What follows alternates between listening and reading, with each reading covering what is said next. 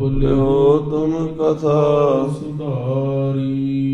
ਸਤਨਾਮ ਸ੍ਰੀ ਵਾਹਿਗੁਰੂ ਸਾਹਿਬ ਜੀ। ਦੋਹਰਾ। ਇੱਕ ਦਿਨ ਬੈਠੇ ਸਤਿਗੁਰੂ ਸਿੱਖ ਸੰਗਤ ਚਹੁ ਫੇਰ। ਏਕ ਸਿੱਖ ਤਹ ਆਇ ਕੈ ਬਿਨੈ ਘਰੀ ਤਿਸ ਬੇਰ। ਵਾਹਿਗੁਰੂ ਜੀ ਕਾ ਖਾਲਸਾ ਵਾਹਿਗੁਰੂ ਜੀ ਕੀ ਫਤਿਹ। ਪਰਮ ਸਨਮਾਨਯੋਗ ਗੁਰੂ ਕੀ ਸਾਜੀ ਨਵਾਜੀ ਗੁਰੂ ਖਾਲਸਾ ਸਾਧ ਸੰਗਤ ਜੀਓ, ਆਪ ਜੀ ਅਤਿਅੰਤ ਵਡਭਾਗੇ ਹੋ ਜੋ ਸਤਿਗੁਰਾਂ ਦੇ ਪਵਿੱਤਰ ਪਾਵਨ ਅਸਥਾਨਾਂ ਦੀਆਂ ਹਾਜ਼ਰੀਆਂ ਭਰ ਕੇ ਆਪਣੇ ਮਨੁੱਖਾ ਜੀਵਨ ਦੀਆਂ ਕੀਮਤੀ ਘੜੀਆਂ ਸਫਲੀਆਂ ਕਰ ਰਹੇ ਹੋ। ਅੰਮ੍ਰਿਤਮਈ ਗੁਰੂ ਕੀ ਬਾਣੀ ਦੇ ਕੀਰਤਨ ਸਰਵਣ ਕੀਤੇ ਹਨ। ਹੁਣ ਜੋ ਆਪ ਜੀ ਗੁਰ ਇਤਿਹਾਸ ਦੀ ਲੜੀਵਾਰ ਕਥਾ ਸਰਵਣ ਕਰ ਰਹੇ ਹੋ, ਕਲਗੀਧਰ ਪਾਤਸ਼ਾਹ ਜੀ ਮਹਾਰਾਜ ਪੰਥ ਦੇ ਵਾਲੀ ਸਾਹਿਬੇ ਕਮਾਲ ਜਿਨ੍ਹਾਂ ਦੇ ਸਾਹਿਬਜ਼ਾਦੇ ਧੰਨ ਧੰਨ ਬਾਬਾ ਅਜੀਤ ਸਿੰਘ ਸਾਹਿਬ ਜੀ, ਧੰਨ ਧੰਨ ਬਾਬਾ ਜੁਝਾਰ ਸਿੰਘ ਜੀ ਅਤੇ 40 ਸਿੰਘਾਂ ਦਾ ਸ਼ਹੀਦੀ ਦਿਹਾੜਾ ਅਤੇ ਉਹ ਸਿੰਘ ਜਿਹੜੇ ਸਰਸਾ ਨਦੀ ਦੇ ਕੰਢੇ ਤੇ ਜੂਝੇ ਹਨ, ਔਰ ਭਾਈ ਉਦੇ ਸਿੰਘ ਜਰਨੈਲ ਦੇ ਨਾਲ 50 ਸਿੰਘਾਂ ਨੇ ਸਰਸਾ ਨਦੀ ਤੋਂ ਪਹਿਲਾਂ ਸ਼ਾਹੀ ਟਿੱਬੀ ਤੇ ਸ਼ਹੀਦੀ ਪਾਈ ਹੈ। ਭਾਈ ਬਚਿੱਤਰ ਸਿੰਘ ਆਦਿਕ ਬੇਅੰਤ ਗੁਰੂ ਦੇ ਪਿਆਰੇ ਇਸ ਜੰਗ ਵਿੱਚ ਪ੍ਰਵਾਨ ਚੜ੍ਹੇ ਹਨ। ਉਹਨਾਂ ਸਾਰਿਆਂ ਮਹਾਨ ਸ਼ਹੀਦਾਂ ਸਿੰਘਾਂ ਦੀਆਂ ਯਾਦਾਂ ਮਨਾ ਰਹੇ ਹਾਂ। ਇਹ ਸ਼ਹੀਦੀ ਹਫ਼ਤਾ ਹੈ ਜਦੋਂ ਸਤਿਗੁਰਾਂ ਨੇ ਅਨੰਦਪੁਰ ਸਾਹਿਬ ਦਾ ਕਿਲ੍ਹਾ ਛੱਡਿਆ ਤੇ ਸਾਧ ਸੰਗਤ ਜੀ ਪਰਿਵਾਰ ਖੇਰੂ ਖੇਰੂ ਹੋਇਆ। ਉਹ ਪ੍ਰਸੰਗ ਸੰਗਤਾਂ ਦੇਸ਼ਾਂ ਵਿਦੇਸ਼ਾਂ ਵਿੱਚ ਬਹਿ ਕੇ ਸਰਵਣ ਕਰਦੀਆਂ ਹਨ। ਸੋ ਜੋ ਲੜੀਵਾਰ ਕਥਾ ਚੱਲ ਰਹੀ ਹੈ ਸਤਿਗੁਰੂ ਜੀ ਦੀ, ਉਹ ਆਪਾਂ ਪਹਿਲਾਂ ਜਦੋਂ ਅਨੰਦਪੁਰ ਸਾਹਿਬ ਵਿੱਚ ਸਤਿਗੁਰੂ ਜੀ ਬਿਰਾਜਮਾਨ ਹਨ ਉਹ ਲੜੀਵਾਰ ਕਥਾ ਸਰਵਣ ਕਰੀਏ। ਸਤਿਗੁਰੂ ਜੀ ਦੇ ਕੋਲ ਬੇਅੰਤ ਗੁਰੂ ਕੇ ਸਿੱਖ ਜਗਿਆਸੂ ਆਪਣੀ ਆਪਣੀ ਜਗਿਆਸਾ ਲੈ ਕੇ ਆਉਂਦੇ, ਮਹਾਰਾਜ ਸਭ ਦੀ ਜਗਿਆਸਾ ਸ਼ਾਂਤ ਕਰਦੇ ਹਨ। ਜੈਸੀ ਕਿਸੇ ਦੀ ਅਵਸਥਾ ਹੁੰਦੀ ਵੈਸਾ ਉਪਦੇਸ਼ ਦੇ ਕੇ ਕਿਰਤਾਰਥ ਕਰਦੇ ਹਨ। ਸਤਿਗੁਰੂ ਜੀ ਦੀ ਇਹ ਪਾਵਨ ਕਥਾ ਸੁਣੀਏ। ਸਾਰੀ ਸੰਗਤ ਆਖੀਏ ਸਤਨਾਮ ਸ੍ਰੀ ਵਾਹਿਗੁਰੂ ਸਾਹਿਬ ਜੀ। ਸਤਨਾਮ ਸ੍ਰੀ ਵਾਹਿਗੁਰੂ ਸਾਹਿਬ ਜੀ। ਵਾਹਿਗੁਰੂ। ਦੋਹਰਾ। ਇੱਕ ਦਿਨ ਬੈਠੇ ਸਤਿਗੁਰੂ ਸਿੱਖ ਸੰਗਤ ਚਹੁ ਫੇਰ। ਸਤਿਗੁਰੂ ਜੀ ਦੇ ਕੋਲ ਬੇਅੰਤ ਸੰਗਤਾਂ ਆਉਂਦੀਆਂ ਹਨ। ਆਲੇ ਦੁਆਲੇ ਸਤਿਗੁਰੂ ਜੀ ਦੇ ਸੁਭਾਏਮਾਨ ਹੋਈਆਂ ਬੈਠੀਆਂ ਹਨ। ਏਕ ਸਿੱਖ ਤਹ ਆਏ ਕੈ ਬਿਨੈ ਘਰੀ ਤਿਸ ਬੇਰ।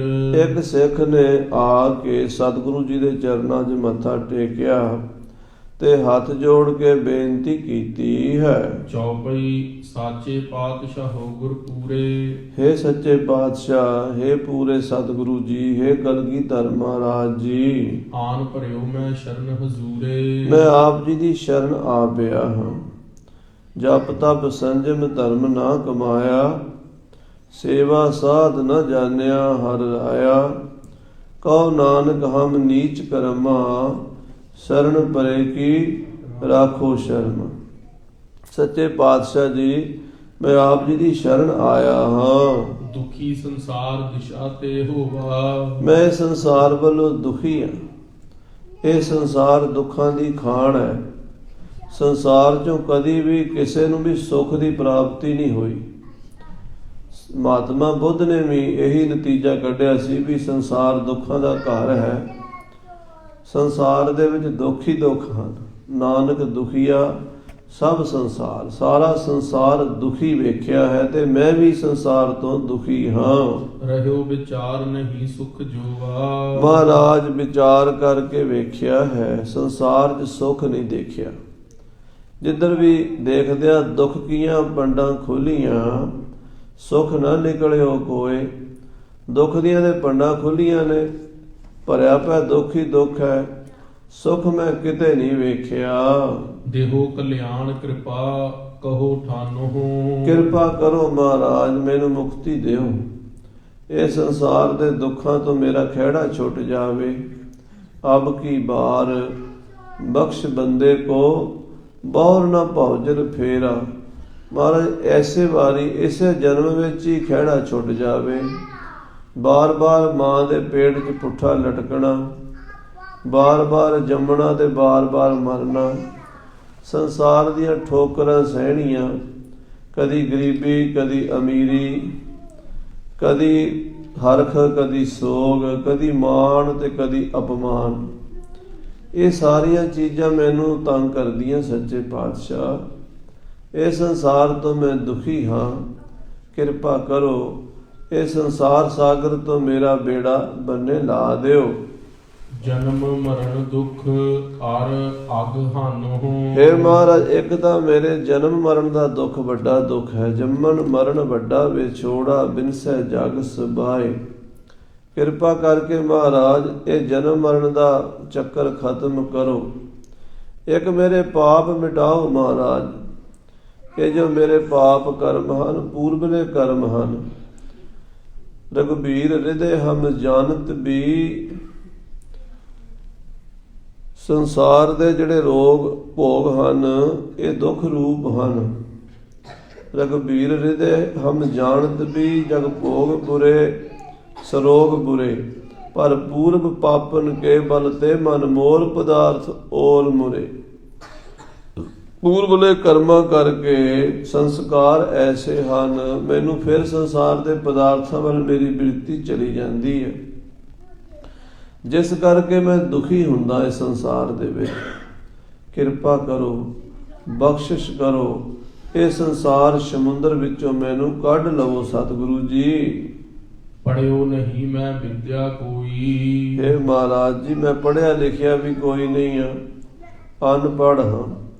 ਅੱਖਰ ਮੈਨੂੰ ਆਉਂਦਾ ਨਹੀਂ, ਕੋਈ ਗਿਆਨ ਧਿਆਨ ਮੈਂ ਜਾਣਦਾ ਨਹੀਂ, ਕੋਈ ਪੋਥੀ ਕੋਈ ਗ੍ਰੰਥ ਮੈਂ ਵਾਚਿਆ ਨਹੀਂ ਸੱਚੇ ਪਾਤਸ਼ਾਹ ਜੀ। ਬਰਨ ਗੁਰਮੁਖੀ ਲਖੇ ਨ ਸੋਈ। ਮਹਾਰਾਜ ਜਿਹੜੇ ਗੁਰਮੁਖੀ ਦੇ ਅੱਖਰ ਹਨ, ਊੜਾ ਐੜਾ, ਉਹ ਮੈਂ ਨਹੀਂ ਸਿੱਖੇ। ਗੁਰੂ ਕਹਿਓ ਤੂੰ ਧਨ ਮਹਾਨਾ। ਸਤਿਗੁਰੂ ਉਹਦੀ ਬੇਨਤੀ ਸੁਣ ਕੇ ਕਹਿੰਦੇ ਸਿੱਖਾ ਤੂੰ ਧਨ ਹੈ, ਤੂੰ ਮਹਾਨ ਹੈ। ਹਾਂਜੀ। ਭਇਓ ਵਿਰਾਗ ਜਗਤ ਦੁਖ ਮਾਨਾ। ਤੈਨੂੰ ਸੰਸਾਰ ਤੋਂ ਵਿਰਾਗ ਹੋ ਗਿਆ, ਇੰਨਾ ਹੀ ਬੜਾ ਚੰਗਾ। ਆਖੋ ਸ੍ਰੀ ਵਾਹਿਗੁਰੂ। ਸ੍ਰੀ ਜੇ ਵਾਹਿਗੁਰੂ। ਵਿਖਿਆ ਸਗਲੀ ਤਜੀ ਲਿਓ ਭੇਖ ਬੈਰਾਗ। ਕਹੋ ਨਾਨਕ ਸੁਨ ਰੇ ਮਨਾ ਤੇ ਨਰ ਮਾਥੈ ਭਾਗ। ਉਹਦੇ ਮੱਥੇ ਦੇ ਭਾਗ ਚੰਗੇ ਜਿਹਨੂੰ ਇਹ ਸੰਸਾਰ ਵਿਸ਼ ਰੂਪ ਨਜ਼ਰ ਆ ਗਿਆ ਹੈ। ਪਰ ਭਾਈ ਸਿੱਖਾ ਮਨ ਚੀਨ। ਪਰ ਭਾਈ ਸਿੱਖਾ ਇਹ ਤਾਂ ਵਿਚਾਰ ਕਰ, ਇਹ ਤਾਂ ਸੋਚ। ਮੂੜ ਨਾ ਸਮਝੈ ਪੜ੍ਹੇ ਬਹੀਨ। ਮੂਰਖ ਬੰਦਾ ਪੜ੍ਹੇ ਤੋਂ ਬਿਨਾਂ ਸਿਆਣਾ ਨਹੀਂ ਹੋ ਸਕਦਾ। ਆਖੋ ਸ੍ਰੀ ਵਾਹਿਗੁਰੂ। ਪੜ੍ਹਨਾ ਜ਼ਰੂਰੀ ਹੈ। ਠੀਕ ਹੈ ਵੀ ਤੈਨੂੰ ਸੰਸਾਰ ਤੋਂ ਉਪਰਾਮਤਾ ਹੋਈ ਹੈ, ਤੈਨੂੰ ਮਹਿਸੂਸ ਹੋਇਆ ਇਹ ਸੰਸਾਰ ਦੁੱਖ ਰੂਪ ਹੈ, ਇੱਥੇ ਰਹਿਣਾ ਕੋਈ ਨਹੀਂ, ਬਾਰ-ਬਾਰ ਜੰਮੀ ਜਾਵਾਂਗਾ, ਮਰੀ ਜਾਵਾਂਗਾ, ਇਸ ਤੋਂ ਮੇਰਾ ਖਹਿੜਾ ਛੁੱਟ ਜਾਵੇ, ਇਸੇ ਜਨਮ ਦੇ ਵਿੱਚ ਹੀ ਮੇਰੀ ਮੁਕਤੀ ਹੋ ਜਾਵੇ।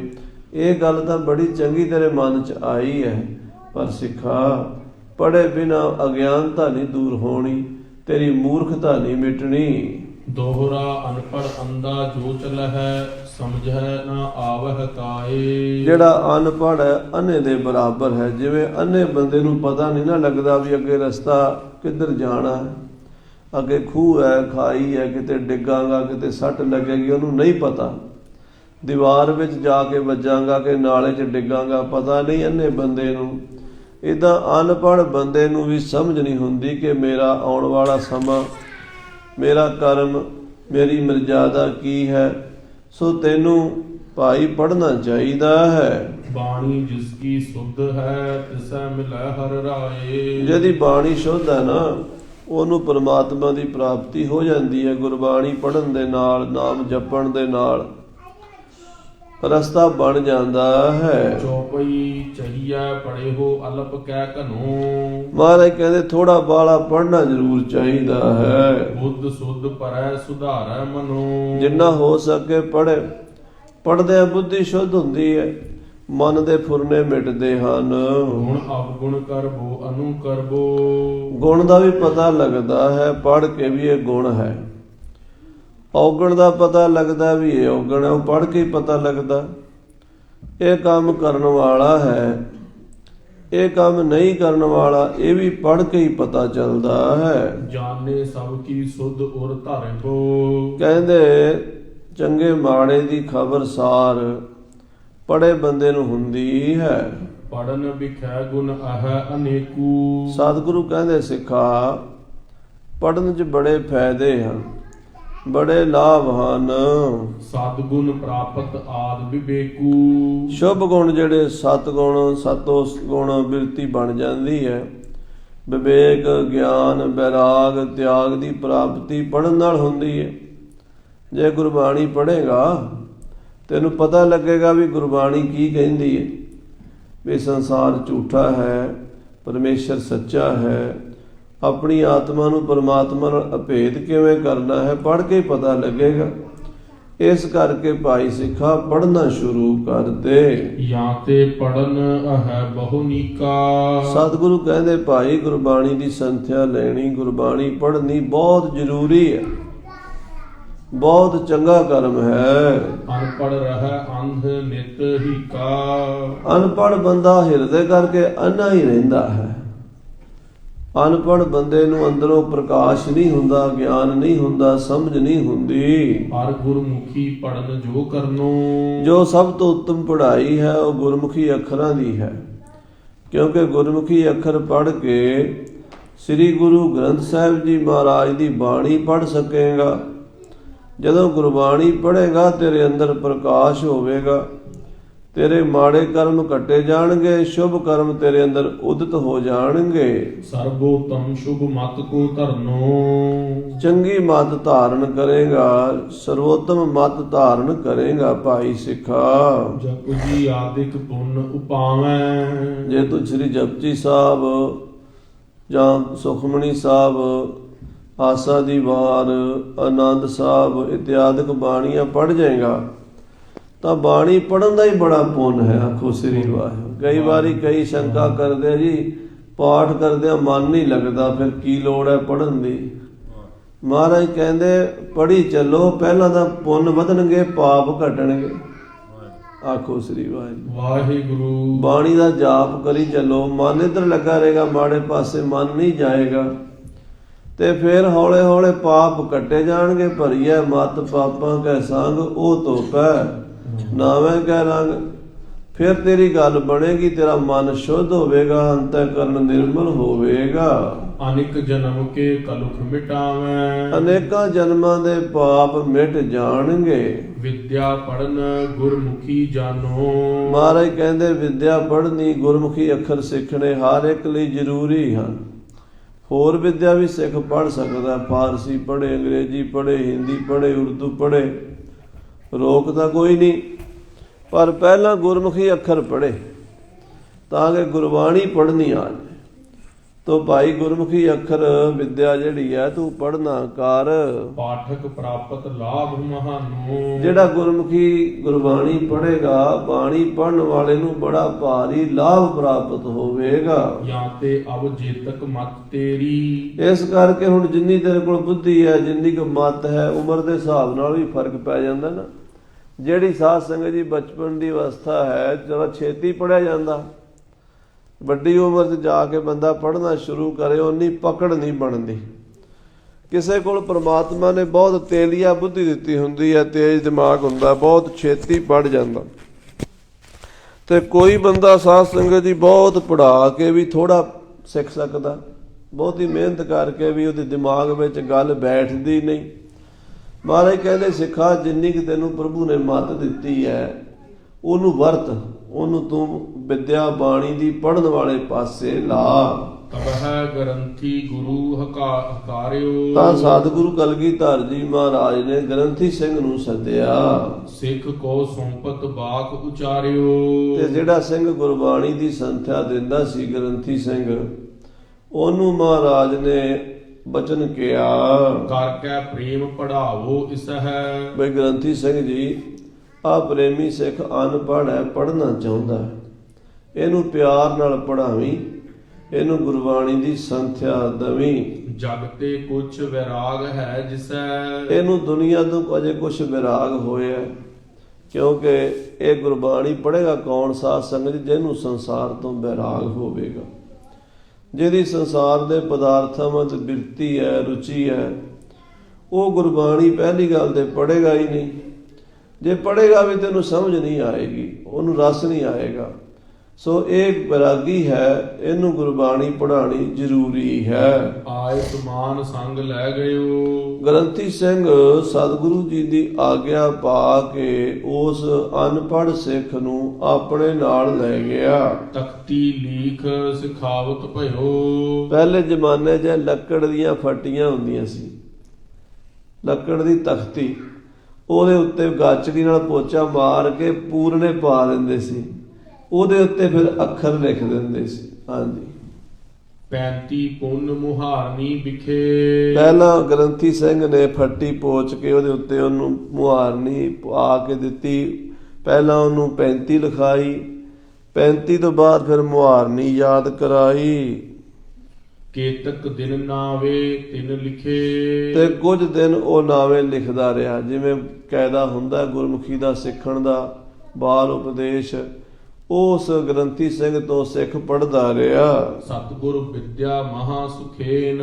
ਗੁਰਬਾਣੀ ਮਹਾਰਾਜ ਦੀ ਬੜੀ ਸੌਖੀ ਹੈ ਸਾਧ ਸੰਗਤ ਜੀ। ਅਫਸੋਸ ਹੈ ਕਿ ਅੱਜ ਦੇ ਸਿੱਖ ਉਹ ਵੀ ਨਹੀਂ ਪੜ੍ਹਦੇ। ਜਿਹੜਾ ਗਿਆਨ ਸ੍ਰੀ ਗੁਰੂ ਗ੍ਰੰਥ ਸਾਹਿਬ ਵਿੱਚ ਹੈ, ਜੇ ਵੇਦਾਂ ਸ਼ਾਸਤਰਾਂ 'ਚੋਂ ਪੜ੍ਹਨਾ ਹੁੰਦਾ ਤੇ ਸਾਨੂੰ ਬਹੁਤ ਮਿਹਨਤ ਕਰਨੀ ਪੈਂਦੀ ਸੀ। 18 ਸਾਲ ਕਾਸ਼ੀ ਦੇ ਵਿੱਚ ਜਾ ਕੇ ਪੰਡਤਾਂ ਦੀ ਸੇਵਾ ਕਰੋ, ਫਿਰ ਜਾ ਕੇ ਕੋਈ ਵਿਦਿਆ ਦਾ ਪਤਾ ਲੱਗਦਾ ਵੀ ਵਿਦਿਆ ਹੈ ਕੋਈ। ਸਤਿਗੁਰੂ ਨਾਨਕ ਦੇਵ ਜੀ ਨੇ ਸਾਡੇ ਤੇ ਬੜਾ ਉਪਕਾਰ ਕੀਤਾ, ਸਾਡੀ ਬੋਲੀ 'ਚ ਉਪਦੇਸ਼ ਦੇ ਦਿੱਤਾ। ਸੰਸਕ੍ਰਿਤ ਹਰ ਇੱਕ ਬੰਦੇ ਨੇ ਥੋੜ੍ਹਾ ਪੜ੍ਹ ਲੈਣੀ, ਹਰ ਇੱਕ ਬੰਦੇ ਨੂੰ ਥੋੜ੍ਹਾ ਸਮਝ ਆਉਂਦੀ ਹੈ। ਸਤਿਗੁਰ ਵਿਦਿਆ ਮਹਾ ਸੁਖੇਨ, ਗੁਰੂ ਘਰ ਦੀ ਵਿਦਿਆ ਬੜੀ ਸੌਖੀ ਹੈ।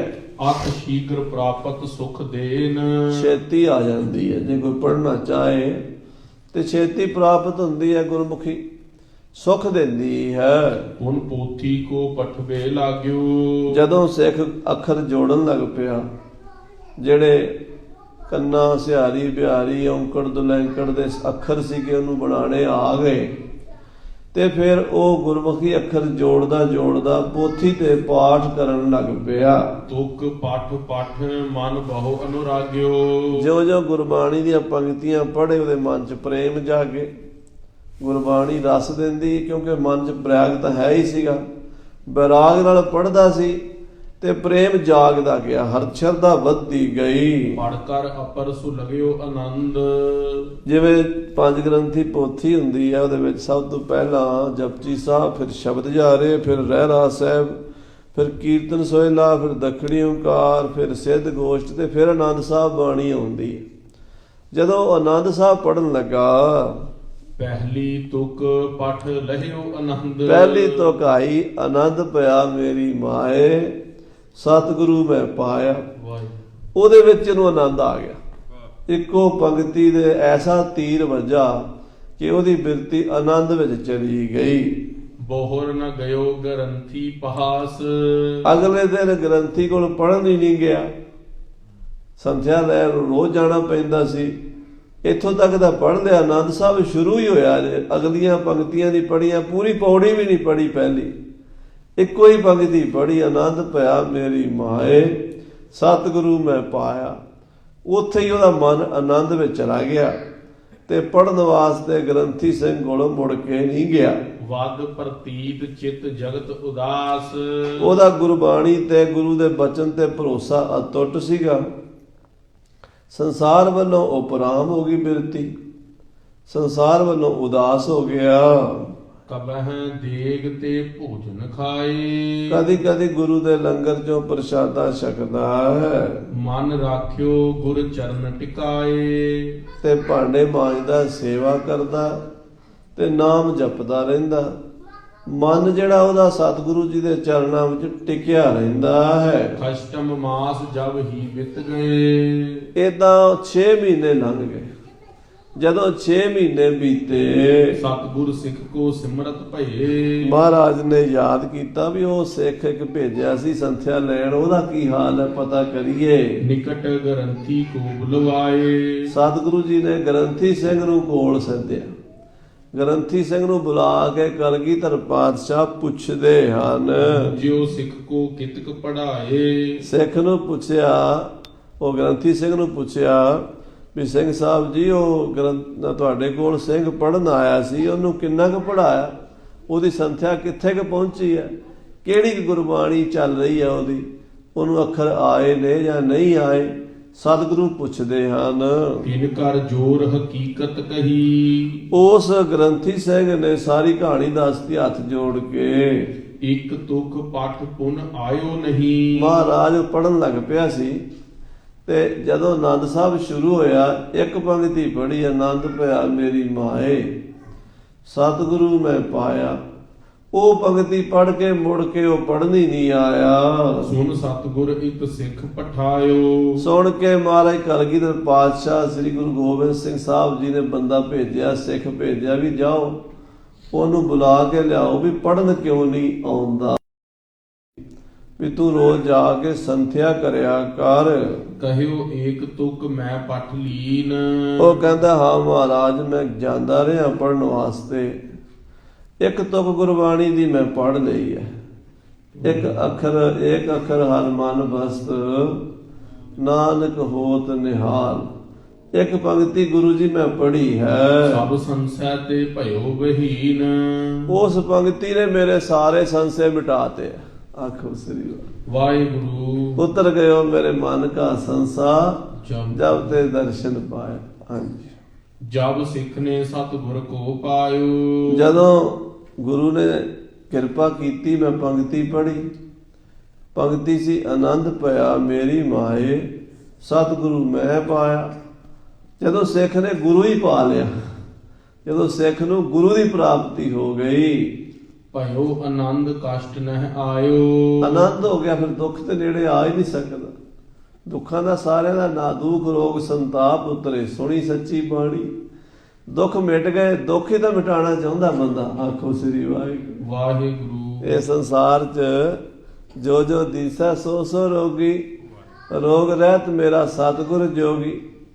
ਜਿਹਦੇ ਦੁੱਖ ਮਿਟ ਗਏ ਉਹਨੂੰ ਹੋਰ ਕੀ ਚਾਹੀਦਾ। ਜਦੋਂ ਆਨੰਦ ਹੋ ਗਿਆ, ਦੁੱਖ ਮਿਟ ਗਏ, ਸਤਿਗੁਰੂ ਮਿਲ ਗਿਆ, ਫਿਰ ਮਹਾਰਾਜ ਮਨ ਆਪੇ ਟਿਕ ਜਾਣਾ ਹੋਇਆ। ਹਾਂਜੀ, ਇਸ ਤੇ ਪਰੇ ਪ੍ਰਯੋਜਨ ਕੌਣ। ਬਸ ਇੰਨਾ ਹੀ ਕੰਮ ਸੀ, ਹੋ ਗਿਆ, ਆਨੰਦ ਹੋ ਗਿਆ, ਸਤਿਗੁਰੂ ਮਿਲ ਗਏ। ਇਸ ਤੋਂ ਪਰੇ ਹੁਣ ਕਿਹੜਾ ਪ੍ਰਯੋਜਨ, ਹੋਰ ਕਿਹੜਾ ਕੰਮ ਹੈ। ਜਿਸ ਹਿਤ ਪੜ੍ਹੈ ਜਾਨ ਗੁਰ ਭਉ ਗੁਣ ਭਉਨ। ਜਿਹੜੇ ਕੰਮ ਲਈ ਪੜ੍ਹੀਦਾ, ਪੜ੍ਹਨਾ ਕਾਹਦੇ ਲਈ, ਆਨੰਦ ਦੀ ਪ੍ਰਾਪਤੀ ਲਈ। ਪੜ੍ਹਨਾ ਕਾਹਦੇ ਲਈ, ਗੁਰੂ ਦੀ ਪ੍ਰਾਪਤੀ ਲਈ। ਉਹ ਹੋ ਗਿਆ, ਗੁਰੂ ਮਿਲ ਗਿਆ, ਆਨੰਦ ਆ ਗਿਆ, ਫਿਰ ਹੋਰ ਪੜ੍ਹ ਕੇ ਕੀ ਲੈਣਾ। ਪੜ੍ਹ ਪੜ੍ਹ ਗੱਡੀ ਲੱਦੀ ਹੈ, ਪੜ੍ਹ ਪੜ੍ਹ ਭਰੀਐ ਸਾਥ, ਪੜ੍ਹ ਪੜ੍ਹ ਬੇੜੀ ਪਾਈ ਹੈ, ਪੜ੍ਹ ਪੜ੍ਹ ਗੱਡੀਆਂ ਖਾਦ। ਪੜ੍ਹੀਐ ਜੇਤੇ ਬਰਸ ਬਰਸ, ਪੜ੍ਹੀਐ ਜੇਤੇ ਮਾਸ, ਪੜ੍ਹੀਐ ਜੇਤੀ ਆਰਜਾ, ਪੜ੍ਹੀਐ ਜੇਤੇ ਸਾਸ। ਨਾਨਕ ਲੇਖਾ ਇੱਕ ਗੱਲ, ਇੱਕੋ ਗੱਲ ਲੇਖੇ 'ਚ ਪਾ ਦਿੰਦੀ, ਹੋਰ ਹਉਮੈ ਝਕਣਾ ਝਾਕ। ਮੈਨੂੰ ਤੇ ਇੱਕੋ ਪੰਕਤੀ ਨੇ ਤਾਰ ਦਿੱਤਾ ਸਤਿਗੁਰੂ ਜੀ। ਆਨੰਦ ਭਇਆ ਮੇਰੀ ਮਾਏ ਸਤਿਗੁਰੂ ਮੈਂ ਪਾਇਆ। ਹਾਂਜੀ, ਅਪਰ ਪੜੋ ਮੈਂ ਕਿਆ ਧਰ ਚੀਤ। ਇਹ ਸਤਿਗੁਰੂ ਜੀ ਮੈਂ ਹੋਰ ਕੀ ਪੜਾਂਗਾ, ਹੋਰ ਸੰਸਾਰ ਵਿੱਚ ਪੜਨ ਵਾਲਾ ਕੁਝ ਨਹੀਂ। ਜਦੋਂ ਗੁਰੂ ਮਿਲ ਗਿਆ, ਆਨੰਦ ਦੀ ਪ੍ਰਾਪਤੀ ਹੋ ਗਈ, ਤਾਂ ਫਿਰ ਹੋਰ ਪੜ੍ਹਾਈ ਕਰਕੇ ਮੈਂ ਕੀ ਲੈਣਾ ਹੈ। ਸੁਨ ਸ਼੍ਰੀ ਮੁਖ ਤੇ ਹਸੇ ਗੁਸਾਈ। ਸ੍ਰੀ ਕਲਗੀਧਰ ਜੀ ਸਿੰਘ ਦੀ ਗੱਲ ਸੁਣ ਕੇ ਬੜੇ ਹੱਸੇ, ਬੜੇ ਪ੍ਰਸੰਨ ਹੋਏ। ਭਏ ਪ੍ਰਸੰਨ ਹਿਰਦੇ ਸੁਖਦਾਈ। ਸੁੱਖਾਂ ਦੇ ਦਾਤੇ ਸਤਿਗੁਰੂ ਕਲਗੀਧਰ ਜੀ ਖੁਸ਼ ਹੋਏ, ਪ੍ਰਸੰਨ ਹੋਏ। ਜਾਨ ਪ੍ਰਤੀਤ ਭਈ ਮਨ ਪੀਨ। ਮਹਾਰਾਜ ਜਾਣ ਗਏ ਵੀ ਭਰੋਸਾ ਹੋ ਗਿਆ। ਭਰੋਸਾ ਬੜੀ ਵੱਡੀ ਸ਼ਕਤੀ ਹੈ ਸਾਧ ਸੰਗਤ ਜੀ। ਭਰੋਸਾ ਗੁਰੂ ਦਾ ਹੋਵੇ, ਹਰ ਇੱਕ ਮੁਸੀਬਤ ਚੋਂ ਸਿੱਖ ਨਿਕਲ ਜਾਂਦਾ। ਆਖੋ ਸ੍ਰੀ ਵਾਹਿਗੁਰੂ। ਵਾਹਿਗੁਰੂ। ਗੁਰੂ ਮੇਰੇ ਸੰਗ ਸਦਾ ਹੈ ਨਾਲੇ, ਸਿਮਰ ਸਿਮਰ ਤੇ ਸਦਾ ਸੰਭਾਲੇ। ਭਰੋਸਾ ਹੋ ਗਿਆ ਸਿੱਖ ਨੂੰ ਵੀ ਗੁਰੂ ਮੈਨੂੰ ਪ੍ਰਾਪਤ ਹੋ ਗਿਆ, ਆਨੰਦ ਮੈਨੂੰ ਆਪੇ ਹੀ ਮਿਲ ਗਿਆ, ਹੋਰ ਕੀ ਚਾਹੀਦਾ। ਇਹ ਸਿੱਖ ਨੂੰ ਸਾਡੇ ਉੱਤੇ ਪੂਰਨ ਵਿਸ਼ਵਾਸ ਹੈ। ਜਾਨ ਪ੍ਰਤੀਤ ਭਈ ਮਨ ਪੀਨ। ਮਹਾਰਾਜ ਜਾਣ ਗਏ ਵੀ ਇਹਦੇ ਮਨ 'ਚ ਪੱਕਾ ਭਰੋਸਾ, ਪੀਨ ਮੈਨੇ ਬੜਾ ਮਜ਼ਬੂਤ ਭਰੋਸਾ ਹੋ ਗਿਆ ਹੈ। ਭਇਓ ਨਿਹਾਲ ਪ੍ਰਭੂ ਬਰ ਦੀਨ। ਪ੍ਰਸੰਨ ਹੋ ਕੇ ਮਹਾਰਾਜ ਕਲਗੀਧਰ ਸਿੱਖ ਨੂੰ ਵਰ ਦਿੱਤਾ, ਬਖਸ਼ਿਸ਼ ਕੀਤੀ। ਸੁਨ ਸਿੱਖ ਨੇ ਬੰਧਨ ਪਦ ਕੀਨ। ਤੇ ਸਿੱਖ ਨੇ ਆਸ਼ੀਰਵਾਦ ਲੈ ਕੇ ਚਰਨਾਂ ਤੇ ਮੱਥਾ ਟੇਕਿਆ। ਭਇਓ ਗਿਆਨ ਦੁਬਿਧਾ ਸਭ ਛੀਨ। ਬ੍ਰਹਮ ਗਿਆਨ ਦੀ ਪ੍ਰਾਪਤੀ ਹੋ ਗਈ ਤੇ ਸਾਰੀ ਦੁਬਿਧਾ ਮਿਟ ਗਈ ਮਨ ਦੀ। ਸਭਾ ਲਗੀ ਇੱਕ ਦਿਨ ਗੁਰ ਪਾਸ। ਇੱਕ ਦਿਨ ਮਹਾਰਾਜ ਸਾਹਿਬ ਸ੍ਰੀ ਗੁਰੂ ਗੋਬਿੰਦ ਸਿੰਘ ਸਾਹਿਬ ਕਲਗੀਧਰ ਦਾ ਦਰਬਾਰ ਸਜਿਆ ਹੈ। ਸਿੰਘ ਦਰਬਾਰ ਵਿੱਚ ਬੈਠੇ ਨੇ, ਬੜੇ ਬੜੇ ਵਿਦਵਾਨ 52 ਕਵੀ ਬੈਠੇ ਨੇ। ਭਾਈ ਨੰਦ ਲਾਲ ਜੀ ਵਰਗੇ, ਆਲਮ ਵਰਗੇ, ਕਵੀ ਸੁਦਾਮਾ ਵਰਗੇ, ਕਵੀ ਹੀਰ ਵਰਗੇ, ਅਣੀ ਰਾਏ ਵਰਗੇ, ਉਦੇ ਰਾਏ ਵਰਗੇ ਬੜੇ ਬੜੇ ਮਹਾਨ ਵਿਦਵਾਨ ਬੈਠੇ ਨੇ। ਹਰ ਚਰਚਾ ਤਬ ਭਈ ਪ੍ਰਕਾਸ਼। ਤੇ ਗਿਆਨ ਚਰਚਾ ਹੋ ਰਹੀ ਹੈ, ਪ੍ਰਭੂ ਦੇ ਪਰਮਾਤਮਾ ਬਾਰੇ ਗੱਲਾਂ ਹੋ ਰਹੀਆਂ ਨੇ, ਬ੍ਰਹਮ ਗਿਆਨ ਦੀ ਚਰਚਾ ਚੱਲ ਰਹੀ ਹੈ। ਮਹਾਂਪੁਰਸ਼ਾਂ, ਸੰਤਾਂ, ਭਗਤਾਂ ਦੇ ਪ੍ਰਸੰਗ ਚੱਲ ਰਹੇ ਨੇ, ਕਿਉਂਕਿ ਸਤਿਪੁਰਸ਼ਾਂ ਦੀ ਸੰਗਤ ਵਿੱਚ ਸਤ ਦੀ ਹੀ ਵਿਚਾਰ ਹੁੰਦੀ ਹੈ, ਤਾਂ ਹੀ ਸਤਿਪੁਰਸ਼ ਹੁੰਦੇ ਨੇ। ਸਤਿਪੁਰਸ਼ ਜਿਨ ਜਾਣਿਆ ਸਤਿਗੁਰ ਤਿਸ ਕਾ ਨਾਉ, ਤਿਸ ਕਾ ਸੰਗ ਸਿੱਖ ਉਧਰੈ, ਨਾਨਕ ਹਰਿ ਗੁਣ ਗਾਓ। ਸਤਿਗੁਰੂ ਪਾਤਸ਼ਾਹ ਮਹਾਰਾਜ ਜੀ ਸਤ ਦੀ ਵਿਚਾਰ ਵਿਦਵਾਨ ਪੁਰਸ਼ਾਂ ਵਿੱਚ ਬਹਿ ਕੇ ਕਰ ਰਹੇ ਨੇ। ਮਤਵੰਤ ਬਹੁ ਮਤ ਕੇ ਸਿਆਣੇ। ਬੜੇ ਬੜੇ ਸਿਆਣੇ ਸਮਝਦਾਰ ਗੁਰਸਿੱਖ ਬੈਠੇ ਹੋਏ ਨੇ ਸਭਾ ਦੇ ਵਿੱਚ। ਸਿਆਣੀ ਸਿਆਣੀ ਬਾਤ ਬਖਾਨਾ। ਤੇ ਸਿਆਣੀਆਂ ਸਿਆਣੀਆਂ ਗੱਲਾਂ ਕਰ ਰਹੇ ਨੇ, ਚੰਗੀਆਂ ਗੱਲਾਂ ਹੋ ਰਹੀਆਂ ਨੇ। ਕਰਿਓ ਪ੍ਰਸ਼ਨ ਗੁਰ ਸਭ ਦਿਸ਼ ਜੋਵਾ। ਐਨ ਭਰੇ ਹੋਏ ਦੀਵਾਰ ਵਿੱਚ ਸੱਚੇ ਪਾਤਸ਼ਾਹ ਜੀ ਮਹਾਰਾਜ ਸਾਰਿਆਂ ਵੱਲ ਵੇਖ ਕੇ ਇੱਕ ਸਵਾਲ ਕਰ ਦਿੱਤਾ। ਭਗਤ ਕਬੀਰ ਜਬਹਿ ਜਗ ਜੋਵਾ। ਮਹਾਰਾਜ ਕਹਿੰਦੇ ਤੁਸੀਂ ਸਾਰੇ ਪੜ੍ਹੇ ਲਿਖੇ ਸਿਆਣੇ ਵਿਦਵਾਨ ਸਤਿਪੁਰਸ਼ ਬੈਠੇ ਹੋ, ਸਾਡਾ ਇੱਕ ਸਵਾਲ ਹੈ, ਇਹ ਦੱਸੋ ਜਦੋਂ ਭਗਤ ਕਬੀਰ ਜੀ ਇਸ ਸੰਸਾਰ ਵਿੱਚ ਹੋਏ ਹਨ, ਉਹ ਤਬ ਪਾਤਸ਼ਾਹ ਭੁਵ ਮਾਲਿਕ। ਉਦੋਂ ਹਿੰਦੁਸਤਾਨ ਦਾ, ਧਰਤੀ ਦਾ ਮਾਲਕ ਬਾਦਸ਼ਾਹ ਕਿਹੜਾ ਸੀਗਾ? ਜਦੋਂ ਕਬੀਰ ਜੀ ਨੇ ਦੁਨੀਆ ਤੇ ਦਰਸ਼ਨ ਦਿੱਤੇ, ਅਵਤਾਰ ਧਾਰਿਆ, ਜਦੋਂ ਕਬੀਰ ਜੀ ਦਾ ਸਮਾਂ ਸੀਗਾ, ਉਸ ਵੇਲੇ ਇਸ ਦੇਸ਼ ਦੇ ਰਾਜੇ ਮਹਾਰਾਜੇ ਕੌਣ ਕੌਣ ਹੋਏ ਹਨ? ਕਹਾਂ ਨਾਮ ਜਿਸ ਕੇ ਸਭ ਤਾਲਿਕ। ਉਸ ਬਾਦਸ਼ਾਹ ਦਾ ਕੀ ਨਾਮ ਸੀ ਜੋ ਕਬੀਰ ਜੀ ਦੇ ਸਮੇਂ ਸਾਰੇ ਦੇਸ਼ ਤੇ ਹੁਕੂਮਤ ਕਰਦਾ ਸੀ, ਰਾਜ ਕਰਦਾ ਸੀ? ਸਭਾ ਵਿਖੈ ਬਹੁ ਬੈਸ ਵਡੇਰੇ। ਸਭਾ ਵਿੱਚ ਬੜੇ ਬੜੇ ਵਿਦਵਾਨ, ਵੱਡੀ ਉਮਰਾਂ ਦੇ ਵੀ ਸਿਆਣੇ ਬੰਦੇ ਵੀ ਬੈਠੇ ਸਨ। ਕਰ ਵਿਚਾਰ ਬੋਲੇ ਤਿਸ ਬੇਰੇ। ਸਾਰਿਆਂ ਦੇ ਸਾਹਮਣੇ ਇੱਕਦਮ ਕਲਗੀਧਰ ਜੀ ਨੇ ਸਵਾਲ ਕਰ ਦਿੱਤਾ। ਸਾਰੇ ਇੱਕਦਮ ਤਾਂ ਸ਼ਕਤੇ ਵਿੱਚ ਆਏ, ਫਿਰ ਵਿਚਾਰ ਕਰਕੇ ਬੋਲੇ। ਪਾਤਸ਼ਾਹੇ ਤਬ ਤੋ ਹੁਮਾਊਂ। ਕੋਈ ਬੋਲਿਆ, ਉਸ ਵੇਲੇ ਹੁਮਾਯੂੰ ਬਾਦਸ਼ਾਹ ਰਾਜ ਕਰਦਾ ਸੀ। ਬਿਬ ਕਹਿ ਉਤੋ ਪਥੋਰਾ ਰਾਊ। ਤੇ ਇੱਕ ਹੋਰ ਬੋਲਿਆ, ਕਹਿੰਦਾ ਨਹੀਂ, ਹੁਮਾਯੂੰ ਦਾ ਰਾਜ ਨਹੀਂ ਸੀ, ਪ੍ਰਿਥੀ ਰਾਜ ਚੌਹਾਨ ਦਾ ਰਾਜ ਸੀ। ਬੋਲਿਓ ਤੰਤਰੀ ਸਿਕੰਦਰ ਅਹੇ। ਤੇ ਤੀਜਾ ਬੋਲਿਆ, ਕਹਿੰਦਾ ਸਿਕੰਦਰ ਦਾ ਰਾਜ ਸੀ। ਮਦਦਪਾਲ ਨਿਰਪ ਚੌਥੇ ਕਹੇ। ਤੇ ਚੌਥੇ ਨੇ ਕਿਹਾ ਜੀ ਮਦਦਪਾਲ ਜਾਂ ਅਨੰਗਪਾਲ ਰਾਜੇ ਦਾ ਰਾਜ ਸੀ। ਪੰਚਮ ਕਹਿਓ ਜੈਨੀਅਨ ਰਾਜਾ। ਤੇ ਪੰਜਵਾਂ ਕਹਿਣ ਲੱਗਾ ਨਹੀਂ ਜੀ, ਉਦੋਂ ਜੈਨੀਆਂ ਦਾ ਰਾਜਾ ਹੋ। ਐਵੇਂ ਅੰਦਾਜ਼ੇ ਲਾਏ, ਜਿਵੇਂ ਕਹਿੰਦੇ ਨਾ ਵੀ ਤੁੱਕੇ ਲਾਏ, ਆਪੋ ਆਪਣੇ ਅੰਦਾਜ਼ੇ ਲਾ ਲਾ ਕੇ ਉਹ ਦੱਸੀ ਜਾਂਦੇ ਆ। ਕੋਈ ਸਿਕੰਦਰ ਲੋਧੀ ਦਾ, ਕੋਈ ਹੁਮਾਯੂੰ ਦਾ, ਕੋਈ ਬਾਬਰ ਦਾ, ਕੋਈ ਪ੍ਰਿਥਵੀ ਰਾਜ ਚੌਹਾਨ ਦਾ ਨਾਂ ਲੈ ਰਿਹਾ ਸੀ, ਤੇ ਕੋਈ ਰਾਜੇ ਅਨੰਗਪਾਲ ਦਾ, ਤੇ ਕੋਈ ਮਦਦਪਾਲ ਦਾ ਨਾਂ ਲੈ ਰਿਹਾ ਸੀ। ਇਮ ਬੋਲਤ ਭਾ ਝਗੜ ਸਮਾਜਾ। ਏਦਾਂ ਆਪਸ ਵਿੱਚ ਇੱਕ ਦੂਜੀ ਦੇ ਨਾਲ ਝਗੜਨ ਲੱਗ ਪਏ। ਉਹ ਕਹਿੰਦਾ ਨਹੀਂ ਫਲਾਣਾ ਬਾਦਸ਼ਾਹ ਸੀ, ਦੂਜਾ ਕਹਿੰਦਾ ਨਹੀਂ ਮੈਨੂੰ ਪਤਾ ਉਹ ਨਹੀਂ ਸੀ, ਹੋਰ ਸੀ, ਪਰ ਪੱਕਾ ਪਤਾ ਕਿਸੇ ਨੂੰ ਨਹੀਂ, ਅੰਦਾਜ਼ੇ ਲਾ ਕੇ ਕਹਿ ਰਹੇ ਨੇ। ਬਹਿਸਨ ਲਗੇ ਪਰਸਪਰ ਜਾਲਾ। ਜਦੋਂ ਸਾਰੀ ਸਭਾ ਦੇ ਸਿਆਣੇ ਬੰਦੇ ਆਪਸ ਵਿੱਚ ਬਹਿਸ ਕਰਨ ਲੱਗ ਪਏ, ਉਹ ਚਰਚਾ ਕਰਨ ਲੱਗ ਪਏ। ਇਮ ਬੋਲਤ ਭਾ ਝਗਰ ਸਮਾਜਾ। ਦਰਬਾਰ ਦੇ ਵਿੱਚ ਝਗੜੇ ਵਾਲਾ ਮਾਹੌਲ ਬਣ ਗਿਆ।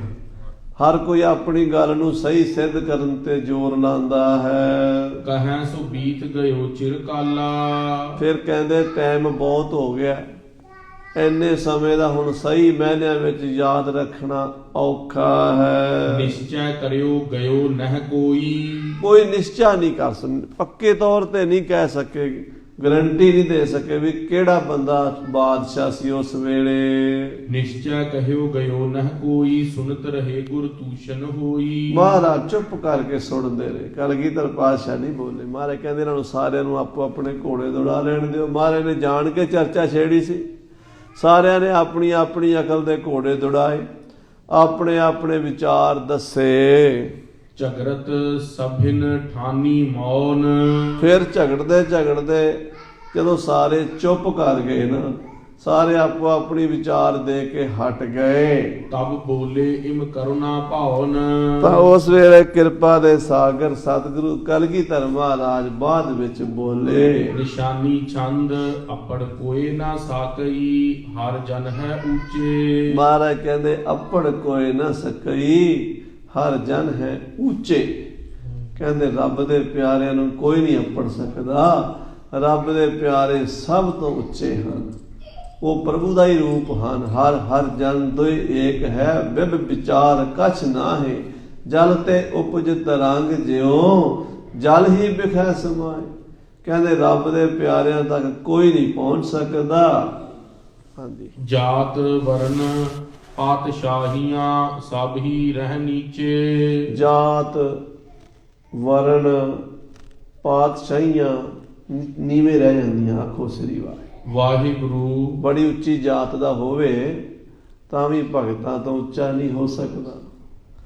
ਬੜਾ ਵੱਡਾ ਰਾਜਾ ਮਹਾਰਾਜਾ ਹੋਵੇ ਤਾਂ ਵੀ ਭਗਤਾਂ ਤੋਂ ਉੱਚਾ ਨਹੀਂ ਹੋ ਸਕਦਾ। ਪੰਡਤ ਗੁਣੀ ਛਤਰ ਪਤ ਰਾਜਾ ਭਗਤ ਬਰਾਬਰ ਔਰ ਨਾ ਕੋਈ। ਭਗਤਾਂ ਦੀ ਬਰਾਬਰੀ ਨਹੀਂ ਕੋਈ ਕਰ ਸਕਿਆ ਸੰਸਾਰ ਵਿੱਚ। ਸਭ ਤੋਂ ਉੱਚੇ ਮਹਾਰਾਜ ਕਹਿੰਦੇ ਪ੍ਰਭੂ ਦੇ ਭਗਤ ਹੀ ਹੁੰਦੇ ਹਨ।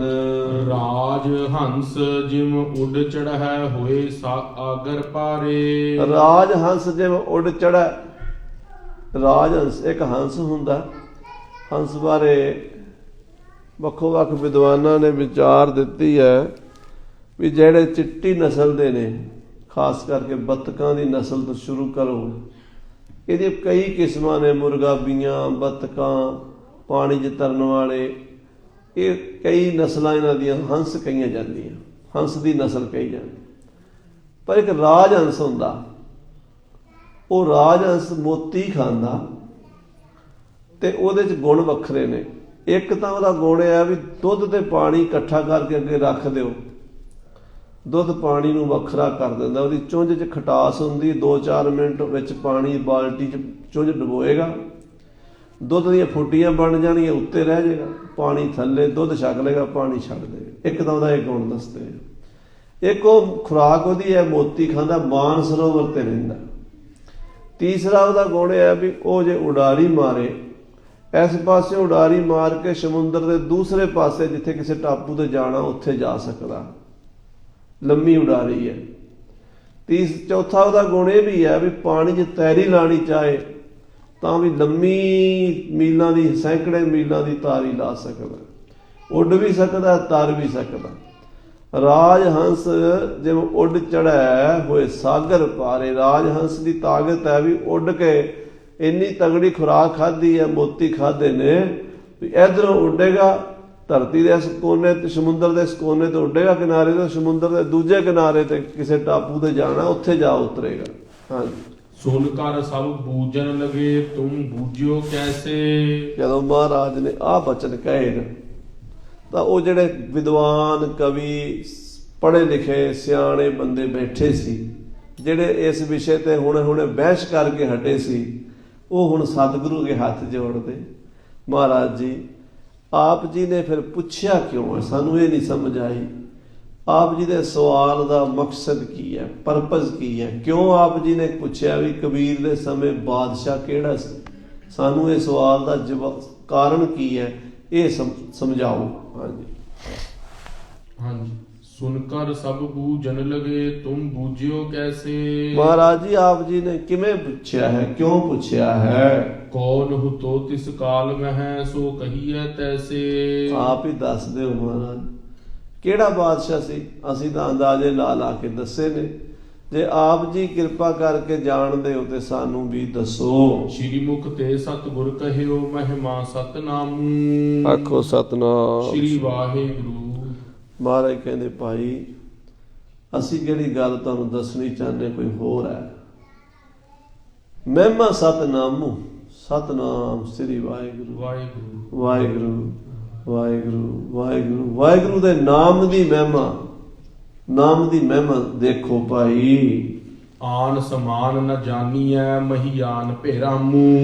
ਇਸ ਸੰਸਾਰ ਵਿੱਚ ਨਾਮ ਤੁਲ ਕਛ ਅਵਰ ਨਾ ਹੋਏ। ਨਾਮ ਦੇ ਬਰਾਬਰ ਕੁਛ ਵੀ ਨਹੀਂ, ਕੁਛ ਵੀ ਨਹੀਂ, ਕੁਛ ਵੀ ਨਹੀਂ। ਸਭ ਤੋਂ ਉੱਚਾ ਨਾਮ ਹੀ ਹੈ। ਨਾਮ ਬਿਨਾਂ ਕਿਤੇ ਸੁੱਖ ਨਹੀਂ, ਨਾਮ ਤੋਂ ਬਿਨਾਂ ਆਨੰਦ ਨਹੀਂ, ਨਾਮ ਤੋਂ ਬਿਨਾਂ ਮੁਕਤੀ ਨਹੀਂ, ਨਾਮ ਤੋਂ ਬਿਨਾਂ ਵਡਿਆਈ ਨਹੀਂ। ਨਾਮ ਦੀ ਮਹਿਮਾ ਬੜੀ ਵੱਡੀ ਹੈ।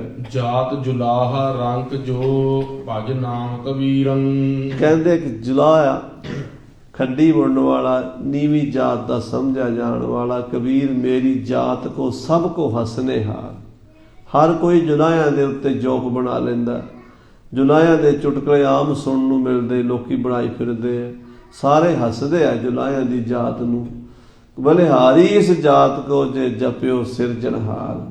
ਕਹਿੰਦੇ ਉਹ ਕਬੀਰ ਜਿਸ ਨੇ ਨੀਵੀਂ ਜਾਤ ਵਿੱਚ ਜਨਮ ਲੈ ਕੇ ਪਰਮੇਸ਼ਰ ਦਾ ਨਾਮ ਜਪਿਆ ਤੇ ਸਭ ਤੋਂ ਉੱਚਾ ਬਣ ਗਿਆ। ਆਖੋ ਸਤਨਾਮ ਸ਼੍ਰੀ ਵਾਹਿਗੁਰੂ।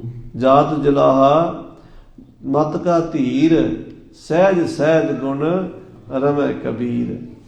ਸਭ ਕੋਈ ਜਾਣੈ ਜਗਤ ਘਰ ਘਰ ਮਹਿ ਧੀਰੰ। ਅੱਜ ਉਹਨੂੰ ਹਰ ਕੋਈ ਜਾਣਦਾ, ਘਰ ਘਰ ਚ ਕਬੀਰ ਕਬੀਰ ਹੋ ਰਹੀ। ਕਿਆ ਜਾਨੋ ਕਿਛ ਹਰ ਕੀਆ ਭਇਓ ਕਬੀਰ ਕਬੀਰ। ਜਿੱਧਰ ਜਾਓ ਕਬੀਰ ਹੀ ਕਬੀਰ ਹੋ ਰਹੀ ਹੈ। 4 ਸਾਲ ਦੇ ਬੱਚੇ ਨੂੰ ਪੁੱਛ ਲਓ ਕਬੀਰ, ਉਹ ਕਹੇਗਾ ਬੜੇ ਵੱਡੇ ਮਹਾਂਪੁਰਸ਼ ਸੀਗੇ। 90 ਸਾਲ ਦੇ ਬੁੱਢੇ ਨੂੰ ਪੁੱਛ ਲਓ, ਉਹ ਵੀ ਕਹੇਗਾ ਵੀ ਬੜੇ ਵੱਡੇ ਮਹਾਂਪੁਰਸ਼ ਸੀਗੇ। ਮਹਾਰਾਜ ਕਹਿੰਦੇ ਅੱਜ 10,000 ਸਾਲ ਬਾਅਦ ਵੀ ਦੁਨੀਆ ਤੇ ਤੁਸੀਂ ਕੋਈ ਪੁੱਛੇਗਾ ਵੀ ਕਬੀਰ ਕੌਣ ਸੀ, ਸਾਰੇ ਕਹਿਣਗੇ ਬੜੇ ਵੱਡੇ ਮਹਾਂਪੁਰਸ਼ ਸੀ। ਨਾਮ ਦੀ ਮਹਿਮਾ ਹੈ। ਜਿਸ ਨੀਚ ਕੋ ਕੋਈ ਨਾ ਜਾਣੈ, ਨਾਮ ਜਪਤੋ ਚੌਂ ਕੁੰਟ ਮਾਨੈ। ਨਾਮ ਨਾਲ ਉਹਦੀ ਸਾਰੇ ਸੰਸਾਰ 'ਚ ਸੋਭਾ ਹੋਈ ਹੈ। ਪਾਤਸ਼ਾਹ ਲਖ ਦੌਲਤਾ ਪਾਤਸ਼ਾਹਤ ਵਾਲਾ। ਹਾਂਜੀ, ਪਾਤਸ਼ਾਹ ਲੱਖ ਦੌਲਤਾਂ ਪਾਤਸ਼ਾਹਤ ਵਾਲਾ। ਕਹਿੰਦੇ ਲੱਖਾਂ ਦੌਲਤਾਂ ਸਨ। ਉਹ ਜਿਹੜਾ ਵੀ ਬਾਦਸ਼ਾਹ ਹੋਵੇਗਾ ਉਸ ਵੇਲੇ, ਕਬੀਰ ਦੇ ਸਮੇਂ ਕੋਈ ਤਾਂ ਹੋਵੇਗਾ ਹੀ। ਮਹਾਰਾਜ ਕਹਿੰਦੇ ਅਸੀਂ ਕੀ ਲੈਣਾ ਉਹਦੇ ਤੋਂ, ਜਿਹੜਾ ਮਰਜ਼ੀ ਹੋਵੇ। ਲੱਖਾਂ ਦੌਲਤਾਂ ਦਾ, ਕਰੋੜਾਂ ਦਾ ਮਾਲਕ ਸੀਗਾ। ਹਾਥੀਆਂ ਘੋੜਿਆਂ ਦਾ ਮਾਲਕ ਸੀ, ਕਿਲਿਆਂ ਦਾ ਮਾਲਕ ਸੀ, ਫੌਜਾਂ ਦਾ ਮਾਲਕ ਸੀ। ਉਹਦੇ ਨਾਂ ਦੇ ਖੁਤਬੇ ਮਸੀਤਾਂ 'ਚ ਪੜ੍ਹੇ ਜਾਂਦੇ ਸਨ। ਉਹਦੇ ਨਾਂ ਦੇ ਸਿੱਕੇ ਚੱਲਦੇ ਸਨ। ਉਹਦੇ ਨਾਂ ਦੇ ਡੰਕੇ ਵੱਜਦੇ ਸਨ। ਉਹ ਬਾਦਸ਼ਾਹ ਜਿਹਨੂੰ ਚੜ੍ਹਦੇ ਤੋਂ ਛਿਪਦੇ ਤੱਕ ਸਲਾਮਾਂ ਹੁੰਦੀਆਂ ਸਨ। ਸਾਰੀਆਂ ਦੌਲਤਾਂ ਦਾ, ਮੁਲਕਾਂ ਦਾ ਮਾਲਕ ਸੀ ਉਹ ਬਾਦਸ਼ਾਹ। ਹਾਂਜੀ, ਤਿਸਕੋ ਜਾਣਤ ਕੋ ਨਹੀਂ ਹੋਤੋ ਤਿਸ ਕਾਲਾ। ਮਹਾਰਾਜ ਕਹਿੰਦੇ 250 ਸਾਲ ਬਾਅਦ ਤੁਸੀਂ ਉਹਦਾ ਨਾਮ ਭੁੱਲ ਗਏ। ਤੁਸੀਂ ਪੜ੍ਹੇ ਲਿਖੇ ਸਿਆਣੇ ਹੋ, ਕਵੀ ਹੋ, ਵਿਦਵਾਨ ਹੋ, ਇਤਿਹਾਸ ਦੀਆਂ ਕਿਤਾਬਾਂ 'ਚ ਹੀ ਰਹਿੰਦੇ ਹੋ ਹਰ ਵੇਲੇ। ਤੇ ਤੁਹਾਨੂੰ ਵੀ ਇਹ ਗਰੰਟੀ ਨਹੀਂ ਵੀ 250 ਸਾਲ ਪਹਿਲਾਂ ਬਾਦਸ਼ਾਹ ਸਿਕੰਦਰ ਸੀ ਕਿ ਹੁਮਾਯੂੰ ਸੀ ਕਿ ਬਾਬਰ ਸੀ ਕਿ ਪ੍ਰਿਥੀਰਾਜ ਚੌਹਾਨ ਸੀ ਕਿ ਕੋਈ ਹੋਰ ਸੀ। ਪਰ ਕਬੀਰ ਨੂੰ ਭੁਲਾ ਕੇ ਦਿਖਾਓ। ਵਾਹਿਗੁਰੂ। ਬਾਦਸ਼ਾਹ ਯਾਦ ਨਹੀਂ ਆ ਰਿਹਾ ਕਿਹਨਾਂ ਨੂੰ? ਇਤਿਹਾਸਕਾਰਾਂ ਨੂੰ, ਹਿਸਟੋਰੀਅਨ ਨੂੰ, ਬੰਦਿਆਂ ਨੂੰ, ਹਿਸਟਰੀ ਪੜ੍ਹਨ ਵਾਲਿਆਂ ਨੂੰ।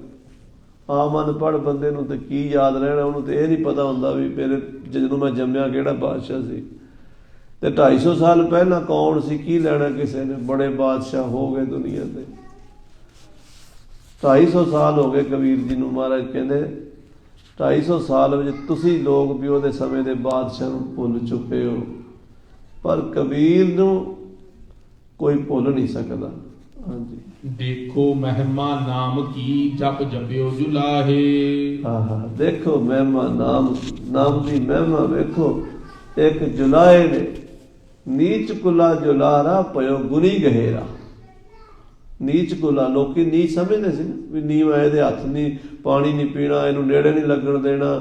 ਇਹਦੀ ਪਰਛਾਈ ਵੀ ਜੇ ਪੰਡਤ ਉਹ ਪੈ ਜਾਂਦੇ, ਨਹਾਉਂਦੇ ਸੀ, ਗੰਗਾ ਦੀ ਗੜਵੀ ਪਾਣੀ ਦੀ ਨਾਲ ਲਿਆਉਂਦੇ ਸੀ, ਇਸ਼ਨਾਨ ਕਰਨਾ ਗੰਗਾ ਵਿੱਚ ਪੰਡਤਾਂ ਨੇ, ਤੇ ਇਹ ਗੜਵੀ 'ਚ ਪਾਣੀ ਨਾਲ ਰੱਖਣਾ।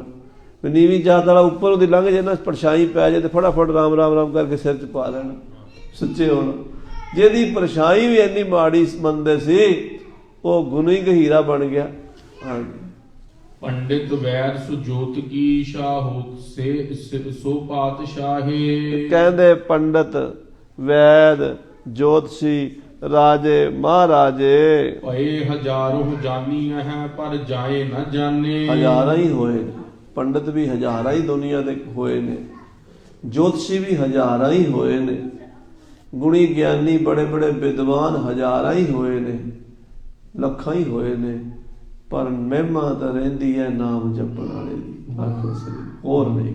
ਇਹ ਸੰਸਾਰ ਤੇ ਨਾਮ ਰਿਓ, ਸਾਧੂ ਰਿਓ ਗੁਰ ਗੋਬਿੰਦ। ਬਾਕੀ ਕੌਣ ਯਾਦ ਸਿਕੰਦਰ ਹੋਇਆ ਹੋਵੇਗਾ, ਹਮਾਯੂੰ ਹੋਇਆ ਹੋਵੇਗਾ, ਬਾਬਰ ਹੋਇਆ ਹੋਵੇਗਾ, ਕਿਸੇ ਨੂੰ ਕੀ ਲੈਣਾ।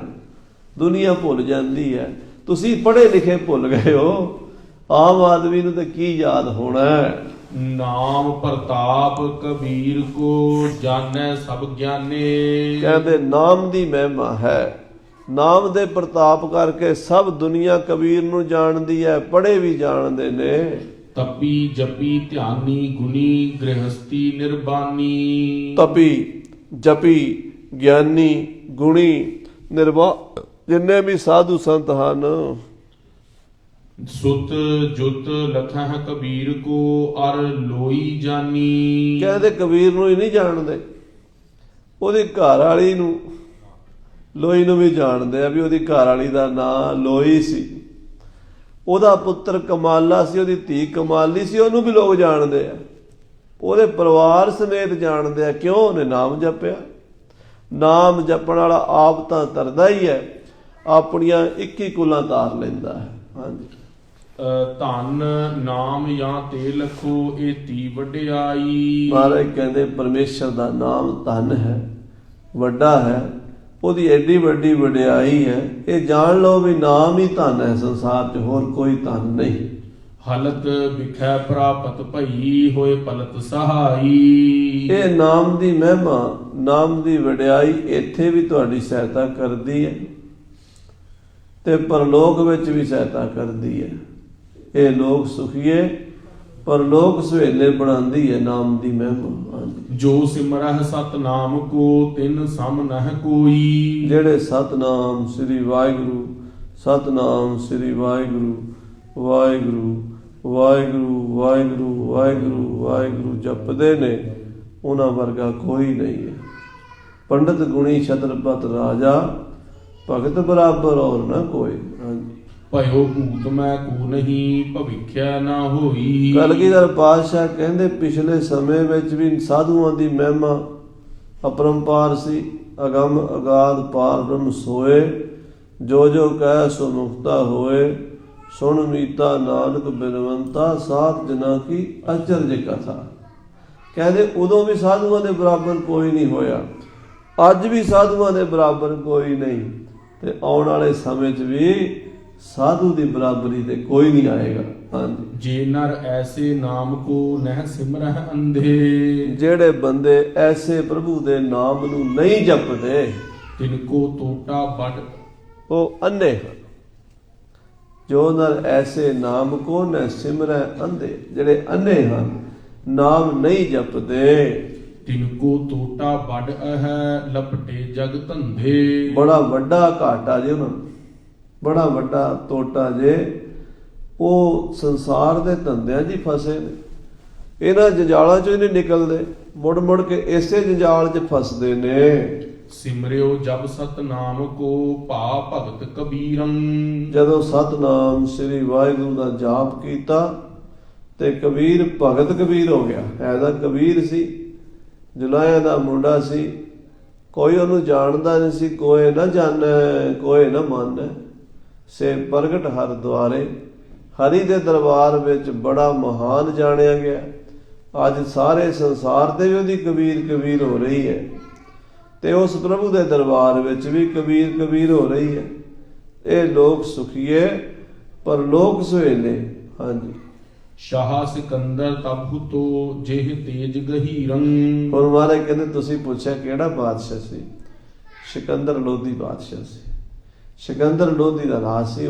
ਲੋਧੀਆਂ ਦਾ ਸਮਾਂ ਸੀ ਨਾ, ਮੁਗਲਾਂ ਤੋਂ ਪਹਿਲਾਂ ਲੋਧੀ ਰਾਜ ਕਰਕੇ ਪਠਾਨ, ਤੇ ਉਹ ਜਿਹੜਾ ਸਿਕੰਦਰ ਲੋਧੀ ਸੀ ਉਹਨੇ ਕਬੀਰ ਸਾਹਿਬ ਜੀ ਨੂੰ ਭੁਜਾ ਬਾਂਧ ਪਿਲਾ ਕਰ ਡਾਰਿਓ, ਬਾਹਾਂ ਹੱਥ ਬੰਨ੍ਹ ਕੇ ਹਾਥੀ ਦੇ ਅੱਗੇ ਸੁੱਟਦਾ ਸੀ, ਵੀ ਹਾਥੀ ਨੂੰ ਕਿਹਾ ਸੀ ਇਹਦੇ ਉੱਤੇ ਪੈਰ ਰੱਖ ਕੇ ਤੇ ਇਹਨੂੰ ਮਸਲ ਦਵੇ, ਪਰ ਹਾਥੀ ਨੇ ਕਬੀਰ ਨੂੰ ਨਮਸਕਾਰਾਂ ਕੀਤੀਆਂ ਸਨ। ਕਬੀਰ ਸਾਹਿਬ ਜੀ ਦੇ ਹੱਥ ਪੈਰ ਬੰਨ੍ਹ ਕੇ ਤੇ ਸੰਗਲ ਬੇੜੀਆਂ ਪਾ ਕੇ ਗੰਗਾ ਸੁੱਟ ਦਿੱਤਾ ਸੀ। ਪਰਮੇਸ਼ਰ ਦੀ ਕਲਾ ਐਸੀ, ਗੰਗਾ ਕੀ ਲਹਿਰ ਮੇਰੀ ਟੂਟੀ ਜੰਜੀਰ, ਮਿਰਗ ਛਾਲਾ ਪਰ ਬੈਠੇ ਕਬੀਰ। ਉੱਪਰ ਤੋਂ ਤਰਦੇ ਪਾਣੀ ਦੇ ਉੱਤੇ ਬੈਠੇ, ਫਿਰ ਸਿਕੰਦਰ ਨੂੰ ਵੀ ਸਿਰ ਝੁਕਾਉਣਾ ਪਿਆ ਸੀ। ਆਖੋ ਸ੍ਰੀ ਵਾਹਿਗੁਰੂ। ਸਿਕੰਦਰ ਅੱਗੇ ਕਬੀਰ ਨਹੀਂ ਝੁਕੇ, ਕਬੀਰ ਅੱਗੇ ਸਿਕੰਦਰ ਝੁਕਿਆ ਸੀ। ਹਾਂਜੀ, ਗਰਜਤ ਜੀਤਿਓ ਜਗਤ ਕੋ ਸਗਰੋ ਹਿੰਦੁਆਨਾ। ਉਹ ਸਿਕੰਦਰ ਲੋਧੀ ਬੜਾ ਬਲੀ ਸੀ। ਉਹਨੇ ਆਪਣੇ ਬਲ ਨਾਲ ਹਿੰਦੁਸਤਾਨ ਦੇ ਸਾਰੇ ਰਾਜੇ ਜਿੱਤ ਲਏ ਸੀ। ਉਹਨੇ ਸਾਰਿਆਂ ਤੋਂ ਈਨ ਮਨਾ ਲਈ ਸੀ। ਉਹਨੇ ਕਦੀ ਕਿਸੇ ਅੱਗੇ ਸਿਰ ਨਹੀਂ ਸੀ ਝੁਕਾਇਆ। ਉਹ ਸਿਰਫ ਤੇ ਸਿਰਫ ਕਬੀਰ ਅੱਗੇ ਹੀ ਝੁਕਿਆ ਸੀ। ਹਾਂਜੀ, ਅਜ਼ਮਤ ਤਾਹੇ ਕਬੀਰ ਕੀ ਦੇਖੀ ਇੱਕ ਥਾਨਾ। ਉਹਨੇ ਫਿਰ ਕਬੀਰ ਦੀ ਕਲਾ ਵੇਖੀ, ਕਬੀਰ ਦੀ ਸ਼ਕਤੀ ਵੇਖੀ, ਤੇ ਉਹ ਹਿੰਦੁਸਤਾਨ ਦਾ ਬਾਦਸ਼ਾਹ ਗੋਡਿਆਂ ਪਰ ਨੇ ਡਿੱਗਾ ਕਬੀਰ ਦੇ ਚਰਨਾਂ ਵਿੱਚ। ਕੀਨ ਬੰਦਗੀ ਨਿਕਟ ਹੋਏ ਕਰ ਕਦਮ ਸਲਾਮੂ। ਉਹਨੇ ਕਬੀਰ ਦੇ ਚਰਨਾਂ ਦੇ ਉੱਤੇ ਹੱਥ ਰੱਖਿਆ, ਉਹਨੇ ਸਿਜਦਾ ਕੀਤਾ, ਉਹਨੇ ਕਬੀਰ ਦੇ ਪੈਰ ਚੁੰਮੇ। ਜਿਹੜਾ ਹਿੰਦੁਸਤਾਨ ਦਾ ਬਾਦਸ਼ਾਹ ਜਿਹਨੂੰ ਸਾਰੀ ਦੁਨੀਆ ਸਲਾਮਾਂ ਕਰਦੀ ਸੀ, ਉਹਨੇ ਕਬੀਰ ਨੂੰ ਸਲਾਮਾਂ ਕੀਤੀਆਂ। ਕਹਾਂ ਜੁਲਾਹਾ ਰੰਕ ਸੋ ਕਿਤ ਸ਼ਾਹ ਤਮਾਮੂ। ਮਹਾਰਾਜ ਕਹਿੰਦੇ ਸਿੱਖੋ, ਕਿੱਥੇ ਹਿੰਦੁਸਤਾਨ ਦਾ ਬਾਦਸ਼ਾਹ, ਕਿਤੇ ਇੱਕ ਰੋਟੀ ਤੋਂ ਹੀ ਆਵਾਜ਼ਾਰ ਜੁਲਾਇਆ, ਜਿਹਦੇ ਘਰ ਇੱਕ ਟਾਈਮ ਰੋਟੀ ਪੱਕਦੀ ਇੱਕ ਟਾਈਮ ਨਹੀਂ। ਤੇ ਬਲਕਿ ਕਬੀਰ ਦੀ ਮਾਂ ਕਹਿੰਦੀ ਸੀ, ਹਮ ਕੋ ਚਾਬਣ ਉਨ ਕੋ ਰੋਟੀ। ਸਾਨੂੰ ਚਬੀਣਾ ਖਾਣ ਨੂੰ ਭੁੱਜੇ ਛੋਲੇ ਦਿੰਦਾ, ਆਏ ਸਾਧਾਂ ਨੂੰ ਰੋਟੀ ਪਕਾ ਕੇ ਦਿੰਦਾ। ਬਹੁਤ ਗਰੀਬੀ ਸੀ ਘਰ ਵਿੱਚ, ਕੱਪੜਾ ਬੁਣਨਾ, ਉਹਨੂੰ ਵੇਚ ਕੇ ਮਾੜਾ ਮੋਟਾ ਸੌਦਾ ਲਿਆਉਣਾ, ਆਪਣੇ ਬੱਚੇ ਪਰਿਵਾਰ ਨੂੰ ਦੇਣਾ। ਇੰਨੀ ਗਰੀਬੀ ਦੇ ਵਿੱਚ ਇੱਕ ਬੰਦਾ, ਤੇ ਇੱਕ ਹਿੰਦੁਸਤਾਨ ਦੇ ਖਜ਼ਾਨਿਆਂ ਦਾ, ਮੁਲਕਾਂ ਦਾ ਮਾਲਕ ਬਾਦਸ਼ਾਹ, ਉਹ ਕਬੀਰ ਅੱਗੇ ਝੁਕ ਰਿਹਾ। ਇਹ ਮਹਿਮਾ ਨਾਮ ਦੀ ਹੈ। ਜਾਂ ਤੇ ਸੁਣੀਐ ਸਿੱਖ ਸਭ ਜੋ ਸਿਮਰਹਿ ਨਾਮੂ। ਇਸ ਕਰਕੇ ਭਾਈ ਸਿੱਖੋ, ਪੱਲੇ ਬੰਨ ਲਓ, ਇੱਕੋ ਹੀ ਚੀਜ਼ ਹੈ, ਬਸ ਇੱਕੋ ਹੀ ਹੈ, ਦੂਜੀ ਨਹੀਂ ਕੋਈ, ਦੂਜੀ ਕੋਈ ਨਹੀਂ, ਇੱਕੋ ਹੀ ਹੈ, ਸਤਨਾਮ ਸ੍ਰੀ ਵਾਹਿਗੁਰੂ। ਇਹਦੇ ਨਾਲ ਹੀ ਬੇੜਾ ਬੰਨੇ ਲੱਗਣਾ, ਇਹਨੇ ਹੀ ਤੁਹਾਡਾ ਕਿਨਾਰੇ ਲਾਣਾ ਇਸ ਸੰਸਾਰ ਤੋਂ, ਹੋਰ ਨਹੀਂ ਕੋਈ। ਇਹ ਲੋਕ ਵਿੱਚ ਵੀ ਨਾਮ ਨਹੀਂ ਕੰਮ ਆਉਣਾ, ਪਰ ਲੋਕ ਵਿੱਚ ਵੀ ਨਾਮ ਨਹੀਂ ਕੰਮ ਆਉਣਾ। ਹਾਂਜੀ, ਸੋਈ ਗੁਰ ਕਾ ਸਿੱਖ ਵੱਡ ਸਭ ਤੇ ਅਭਿਰਾਮੂ। ਉਹੀ ਗੁਰੂ ਦਾ ਸਿੱਖ ਹੈ, ਸਾਰਿਆਂ ਤੋਂ ਵੱਡਾ ਹੈ, ਸ਼੍ਰੋਮਣੀ ਹੈ, ਸੁੰਦਰ ਹੈ। ਜਿਹੜਾ ਨਾਮ ਜਪੇਗਾ, ਸੇਈ ਸੁੰਦਰ ਸੋਹਣੇ, ਸਾਧ ਸੰਗ ਜਿਨ ਬਹਿਣੇ, ਹਰ ਤਨ ਜਿਨੀ ਸੰਜਿਆ, ਸਹੀ ਗੰਭੀਰ ਅਪਾਰ ਜੀਓ। ਹਾਂਜੀ, ਮੁਖ ਤੇ ਕਹਿ ਮਨ ਤੇ ਸਦਾ ਲਿਵ ਨਾਮ ਲਗਾਵੇ। ਕਹਿੰਦੇ ਮੂੰਹ ਤੋਂ ਜਿਹੜੀ ਜੀਭ ਮਿਲੀ ਹੈ ਨਾ, ਇਹਨੂੰ ਪਹਿਲਾਂ ਸ਼ੁਰੂਆਤ ਇੱਥੋਂ ਹੀ ਹੋਣੀ ਹੈ। ਕਈ ਲੋਕ ਕਹਿੰਦੇ ਜੀ ਮੂੰਹ ਨਾਲ ਤੇ ਤੋਤਾ ਰੱਟਣੀ ਹੁੰਦੀ, ਪਹਿਲਾਂ ਤੋਤਾ ਰੱਟਣੀ ਕਰਨੀ ਪੈਣੀ। ਤੋਤਾ ਰੱਟੇ ਬਿਨਾਂ ਗੱਲ ਨਹੀਂ ਬਣਨੀ। ਵਾਹਿਗੁਰੂ ਵਾਹਿਗੁਰੂ ਜਪਣਾ ਪੈਣਾ ਮੁੱਖ ਤੇ। ਫਿਰ ਉਸ ਤੋਂ ਬਾਅਦ ਕਹਿੰਦੇ ਮਨ ਕੇ, ਜਦੋਂ ਮੂੰਹ ਤੇ ਜਾਪ ਚੱਲੇਗਾ, ਫਿਰ ਮਨ ਵੀ ਉਧਰ ਆਏਗਾ, ਹੌਲੇ ਹੌਲੇ ਆਏਗਾ, ਫਿਰ ਲਿਵ ਲੱਗੇਗੀ, ਸੁਰਤ ਵਿੱਚ ਜਾਏਗਾ, ਫਿਰ ਰੋਮ ਰੋਮ 'ਚ ਵਸੇਗਾ। ਪਰ ਪਹਿਲਾ ਸਟੈਪ ਤਾਂ ਮੂੰਹ ਤੋਂ ਹੀ ਹੈ ਨਾ, ਵਾਹਿਗੁਰੂ ਵਾਹਿਗੁਰੂ ਵਾਹਿਗੁਰੂ ਜਪਣਾ ਹੀ ਪਏਗਾ। ਹਾਂਜੀ, ਹਾਥਨ ਤੇ ਕਰ ਟਹਿਲ ਕੋ ਸਿੱਖ ਸੰਤ ਰਿਝਾਵੇ। ਕਹਿੰਦੇ ਮੂੰਹ ਤੋਂ ਨਾਮ ਜਪੇ ਤੇ ਹੱਥਾਂ ਨਾਲ ਸੰਤਾਂ ਗੁਰਸਿੱਖਾਂ ਪਿਆਰਿਆਂ ਦੀ ਸੇਵਾ ਕਰੇ, ਗੁਰੂ ਘਰ ਦੇ ਜੂਠੇ ਭਾਂਡੇ ਮਾਂਜੇ, ਟਹਿਲ ਕਰੇ, ਆਪਾ ਭਾਵ ਗਵਾ ਕੇ ਸੇਵਾ ਕਰੇ। ਸੋ ਮਮ ਪਿਆਰੇ ਅਧਿਕ ਹੈ ਬਸ ਰਹੋ ਸਦੀਵਾ। ਮਹਾਰਾਜ ਕਹਿੰਦੇ ਉਹ ਮੇਰੇ ਪਿਆਰੇ ਸਿੱਖ ਨੇ, ਬਹੁਤ ਜ਼ਿਆਦਾ ਪਿਆਰੇ ਸਿੱਖ ਨੇ, ਮੈਂ ਉਹਨਾਂ ਦੇ ਵਸ ਰਹਿੰਦਾ ਹਾਂ। ਜਿਹੜੇ ਸੇਵਾ ਤੇ ਸਿਮਰਨ ਦਾ ਲੜ ਨਹੀਂ ਛੱਡਦੇ। ਕਰਨੀ ਉੱਚੀ ਨਿਤ ਕਰਹਿ ਰਾਖਹਿ ਮਨ ਨੀਵਾ। ਕਰਨੀ ਤੇ ਉੱਚੀ ਕਰਦੇ ਨੇ ਪਰ ਮਨ ਨੀਵਾ ਰੱਖਦੇ ਨੇ।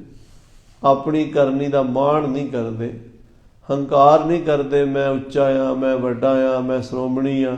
ਨਹੀਂ, ਉਹ ਕਹਿੰਦੇ ਕਹੋ ਕਬੀਰ ਕਬੀਰ ਸਭ ਤੇ ਹਮ ਬੁਰੇ। ਆਖੋ ਸ੍ਰੀ ਵਾਹਿਗੁਰੂ। ਹਮ ਨਹੀਂ ਚੰਗੇ ਬੁਰਾ ਨਹੀਂ ਕੋਏ, ਪਰਣਵਤ ਨਾਨਕ ਤਾਰੇ ਸੋਏ। ਮਨ ਨੀਵਾ ਰੱਖਦੇ ਹਨ। ਤਨ ਹੰਤਾ ਕੋ ਤਿਆਗ ਕਰ ਬ੍ਰਹਮ ਹੰਤਾ ਗਾਡੇ। ਤਨ ਹੰਤਾ ਨੂੰ ਛੱਡ ਕੇ ਕਿ ਮੈਂ ਸਰੀਰ ਹਾਂ। ਪ੍ਰੋਬਲਮ ਕਦੋਂ ਹੈ, ਦੁੱਖ ਕਦੋਂ ਨੇ? ਜਦੋਂ ਅਸੀਂ ਆਪਣੇ ਆਪ ਨੂੰ ਸਰੀਰ ਸਮਝਦੇ ਹਾਂ। ਮੈਂ ਫਲਾਣਾ ਸਿੰਘ ਹਾਂ, ਫਲਾਣੀ ਮੇਰੀ ਪੋਜੀਸ਼ਨ ਹੈ, ਫਲਾਣੀ ਮੇਰੀ ਜਾਤੀ ਹੈ, ਫਲਾਣਾ ਮੇਰਾ ਧਰਮ ਹੈ। ਜਦੋਂ ਇਹ ਸਰੀਰ ਆ ਮੈਂ, ਉਹਨਾਂ ਚਿਰ ਪ੍ਰਭੂ ਲਾਉਂਗਾ।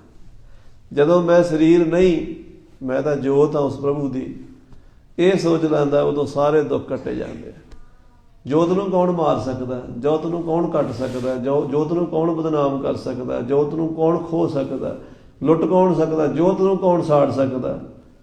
ਭਗਵਾਨ ਗੀਤਾ ਵਿੱਚ ਕਹਿੰਦੇ ਨੈਨਮ ਸ਼ਿਦੰਤੀ ਸ਼ਸਤਰਾਣੀ ਨੈਨਮ ਦਹਿਤੀ ਪਾਵਕਾ ਨਾ ਚੈਨਮ ਕਲੇ ਦਿਨ ਤਿਆਪੋ ਨਾ ਸ਼ੋਸ਼ਿਵਤੀ ਮਾਰਤਾ। ਹੈ ਅਰਜਨ, ਹਜ਼ਾਰਾਂ ਸ਼ਸਤਰ ਆਤਮਾ ਨੂੰ ਨਹੀਂ ਕੱਟ ਸਕਦੇ। ਹਜ਼ਾਰਾਂ ਸ਼ਸਤਰ, ਐਟਮ ਬੰਬ ਵੀ ਨਹੀਂ ਖਤਮ ਕਰ ਸਕਦਾ। ਆਖੋ ਸ੍ਰੀ ਵਾਹਿਗੁਰੂ। ਵਾਹਿਗੁਰੂ। ਉਹ ਜੋਤ ਨੂੰ ਕਿਵੇਂ ਖਤਮ ਕਰੇਗਾ? ਨੈਨਮ ਸ਼ਿਦੰਤੀ ਸ਼ਸਤਰਾਣੀ, ਸ਼ਸਤਰ ਹਜ਼ਾਰਾਂ ਹੋਣ ਨਹੀਂ ਕੱਟ ਸਕਦੇ। ਤੇ ਨੈਨਮ ਦਹਿਤੀ ਪਾਵਕਾ, ਅੱਗ ਸਾੜ ਨਹੀਂ ਸਕਦੀ ਆਤਮਾ ਨੂੰ। ਨਾ ਚੈਨਮ ਕਲੇ ਦਿਨ ਤਿਆਪੋ, ਪਾਣੀ ਡੋਬ ਨਹੀਂ ਸਕਦਾ। ਤੇ ਨਾ ਸ਼ੋਸ਼ਿਤੀ ਮਾਰਤਾ, ਮਾਰਤਾ ਨੇ ਹਵਾ ਸੁਕਾ ਨਹੀਂ ਸਕਦੀ, ਉਡਾ ਨਹੀਂ ਸਕਦੀ। ਉਹ ਜੋਤ ਹੀ ਐਸੀ ਹੈ। ਸਾਨੂੰ ਖਤਰਾ ਕਿਹਨਾਂ ਚੀਜ਼ਾਂ ਤੋਂ ਹੈ? ਹਥਿਆਰਾਂ ਤੋਂ। ਸਾਨੂੰ ਖਤਰਾ ਅੱਗ ਤੋਂ, ਪਾਣੀ ਤੋਂ। ਸਾਨੂੰ ਵਾਯੂ ਤੋਂ, ਤੂਫਾਨ ਆ ਗਿਆ, ਹਨੇਰੀ ਆ ਗਈ, ਉੱਡ ਜਾਵਾਂਗੇ। ਪਾਣੀ ਹੜ੍ਹ ਆ ਗਿਆ, ਰੁੜ ਜਾਵਾਂਗੇ। ਅੱਗ ਲੱਗ ਗਈ, ਸੜ ਜਾਵਾਂਗੇ। ਸ਼ਸਤਰ ਚੱਲ ਗਏ, ਮਰ ਜਾਵਾਂਗੇ। ਕਹਿੰਦੇ ਇਹ ਤਾਂ ਮਿੱਟੀ ਨੇ, ਮਿੱਟੀ ਬਣਨਾ ਹੀ ਬਣਨਾ। ਜੋ ਮੈਂ ਅਸਲ ਹਾਂ ਉਹਨੂੰ ਕੋਈ ਨਹੀਂ ਮਾਰ ਸਕਦਾ।